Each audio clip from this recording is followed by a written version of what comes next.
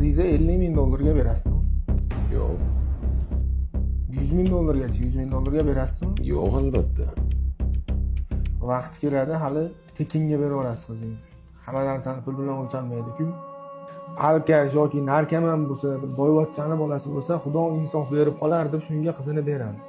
Lekin ichmaydigan, chekmaydigan, halol pok, oilasi uchun harakat qiladigan, sal puli ozroq bola bo'lsa-yu, shuni ham omadini berib qolar deb bermaysizlar a? Siz oyligiga emas, iymoniga qarab bering. Iymon, e'tiqodi zo'r bo'lsa, Alloh bir deganda berish hech gap emas. Dadajon to'g'ri aytyapti. Mana boy oilaga berdingiz, nima bo'ldim? Odam o'rnida ko'rishmadi. Mana oxiri ajrashdim, nima bo'ldi oxiri? Mayli, yegani qotgan nonlari bo'lsa ham bir-biriga mehrli bo'lsin. Bir-biriga mehrli bo'lib, topgan narsalarini qadrlashadi. Muhimi baxtli bo'lishsa bo'ldi-ku. Otasi chatoq, bittasi chatoq. Onasi chatoq, hammasi chatoq degan ekan.